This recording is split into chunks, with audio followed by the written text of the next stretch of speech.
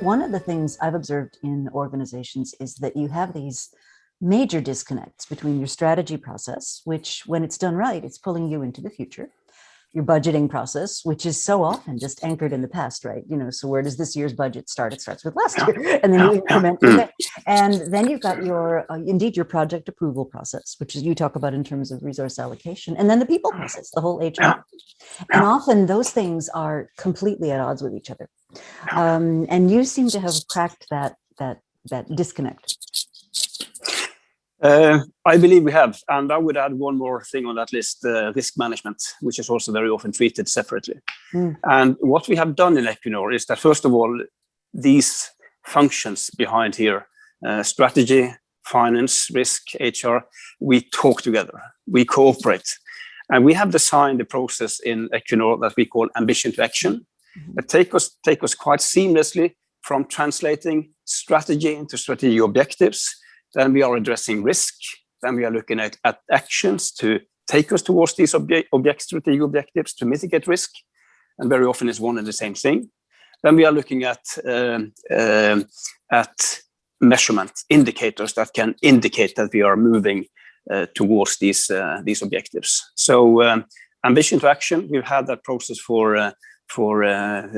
since we started out in 2005, and it very much replaced the budgeting as the management process, and we are very happy with it.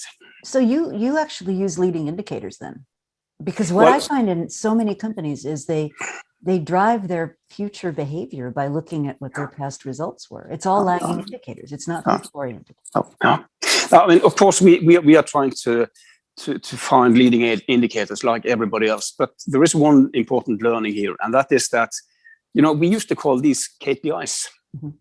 When we say KPI, we tend to forget that the I in KPI stands for indicator, right? They are indicating something, but they are not necessarily telling the full truth. They are not called KPTs, key performance truth.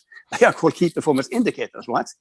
And we need to remember that. So we actually have renamed KPIs to indicators and tried actually to de-emphasize the importance of them a little bit, simply because, I mean, they are useful, but I have spent or wasted too many years of my life searching for that perfect KPI, and it doesn't exist. Don't misunderstand me. There are good indicators. Combinations of them can make them even better, but you need something more around this. That is why ambition to action is not just about indicators. It's just as much about these strategy objectives, risks, actions, together with the indicators to give you a more complete picture. So one of the principles clearly is that you don't just get in a room once a year and do this, right? It's an ongoing process. So perhaps you could speak to that, because I think a lot of companies struggle with it.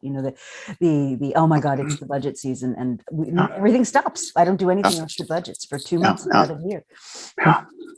Yeah, no, that's also a very important part of this process, because if you think about it, the fiscal year, typically January to December, it is an accounting construct, and it is very often a completely artificial construct from a pure business point of view, right? So we need processes and a rhythm here that is more business-driven, event-driven, and less calendar-driven. So we encourage the organization to update their own ambition to action when there is a need for it, when stuff happens that the unit itself deem kind of as necessary to make an update. So this is a very living thing, and this also applies for our forecasting. So we don't do rolling forecasting with a fixed quarterly frequency. We do it dynamically. So update when there is something happens, and at corporate level, we can tap into this information when we need it for our purposes.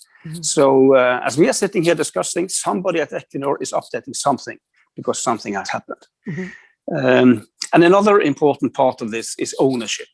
We don't want ambition to action to be seen as a corporate control mechanism. We want this to be seen as the lines, kind of concept or tool or whatever for managing themselves or helping to manage themselves. And if that runs well, then the results at corporate level kind of follows. So ownership here is very important. That's why we said it's not mandatory to have an ambition to action. We have 900 teams having an ambition to action, but we have not imposed it. They have an ambition to action because they feel it helps them in running their business, and that's the way it is.